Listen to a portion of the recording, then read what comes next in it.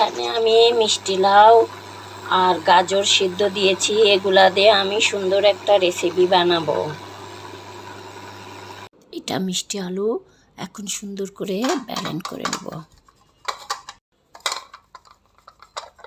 এই যে কত সুন্দর আমার মিষ্টি আলু দুটাই আমি সুন্দরভাবে ব্যালেন্ড করে নিছি। এখন এখানে উঠায় রাখবো। এখন গাজরও একইভাবে ব্যালেন্ড করে নেব। এখানে আমি গাজরও সিদ্ধ করে রাখছি, গাজর দিয়েও মিষ্টি বানাবো। আপনারা আমার সঙ্গেই থাকেন, কিভাবে বানাই দেখেন।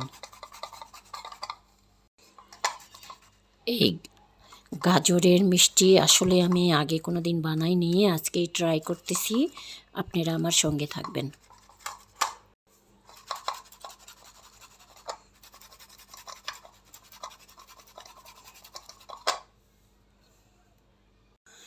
দুটাই ব্যালেন্ড করা হয়ে গেছে।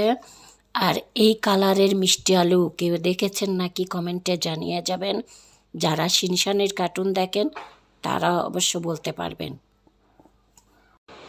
এখানে এখন আমি 1 চামচ ময়দা দিলাম,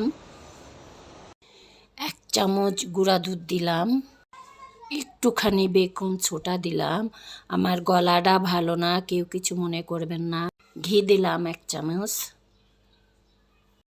সবগুলা উপকরণ এখন সুন্দর করে মাখিয়ে নিব হাতের সাহায্যে, ডলে ডলে মাখবো। আরে সুন্দর যেন একটা ডো বানাই, এরকম করে ডলে ডলে মাখতে হবে যেন গিট গিট না থাকে। এটা এখন আমি রেস্টে রেখে দেব। এখানেও আমি 1 চামচ ময়দা দিয়ে দিলাম, 1 চামচ গুঁড়া দুধ, 1 চিমটি বেকিং সোডা মানে খাওয়ার ছোটা। এখানেও আমি ঘি দিয়ে দিলাম 1 চামচ। এটাও আমি সুন্দরভাবে হাতের সাহায্যে মাখিয়ে নেব, ডলে ডলে মাখতে হবে। এটাও মাখা হয়ে গেছে, কিছুক্ষণ রেস্টে রেখে দেব। এখন এগুলা আমি সুন্দর করে শেপ দিয়ে নিব। আপনারা যেমন ইচ্ছা শেপ দিবেন। এখানে হাতের তালুতে একটু তেল দিয়েছি, তারপরে এরকম করে নিয়ে আমি ইচ্ছা মতো শেপ দেব। আপনারাও দিবেন, এভাবে শেপ দিবেন। গাজরের গুলান আমার পুরা গুলান সব গুলান হয়ে গেছে। এখানে ছোট্ট একটা গাজর নিয়েছিলাম। এখন এইটার শেপ দেব আমি লম্বা করে।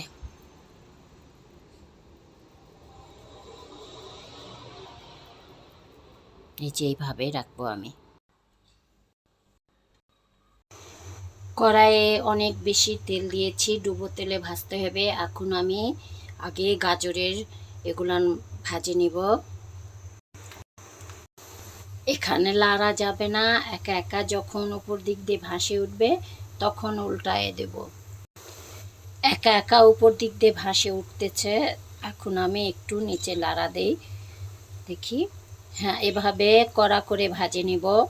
লো ভোল্টেজে বেশি হিট দেওয়া যাবে না, আবার একেবারে কমও হিট দেওয়া যাবে না, মিডিয়াম আছে ভাজতে হবে।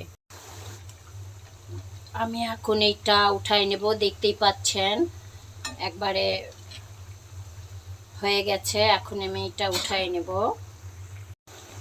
এখন এগুলা আমি ভাজবো, এই তেলেই ভেজে নেব। সবগুলা দিয়েছি, এখন আস্তে আস্তে নিচ থেকে যখন হয়ে যাবে একা একাই উল্টাবে। 1 কাপ পানি দিলাম। মিষ্টির শিরা বানানোর জন্য আমি এখানে চিনি দিয়ে দিলাম 1 কাপের একটু কম। একটা সাদা এলাচ দিয়ে দিলাম। এখন শিরার বলক উঠে গেছে, এখন আমি এখানে দিয়ে দেব। দিয়ে 5 মিনিট জাল দিব।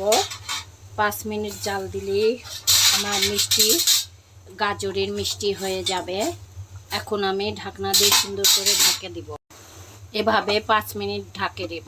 তারপরে আমার মিষ্টি হয়ে গেছে, এখন আমি নামায় নেব। এই পাতিলে আরও 1 কাপ পানি দিলাম, 1 কাপ চিনি দিলাম। এখানেও শিরাটা খুব ঘন করিনি, বলক উঠছে। এখন আমি এই মিষ্টিগুলা দিয়ে দিব। এই যে এগুলা মিষ্টি আলুর আমি ভেজে রাখছিলাম তেলে, এখন দিয়ে দিব। দিয়ে 5 মিনিট ঢেকে রাখবো। এখন আমি 5 মিনিট ঢেকে রান্না করব, ঘড়ি ধরে 5 মিনিট। আমি এখন দেখি কেমন হয়েছে। দেখতে পাচ্ছেন কত সুন্দর রসে টইটুম্বুর হয়ে গেছে। এখন আমি চুলা বন্ধ করে এটা আমি ঠান্ডা হওয়া পর্যন্ত অপেক্ষা করব। এই গাজরের মিষ্টি, এটা গাজরের মিষ্টি আর এটা হচ্ছে মিষ্টি আলুর মিষ্টি। কিভাবে বানালাম চলেন আপনাদের সাথে শেয়ার করি।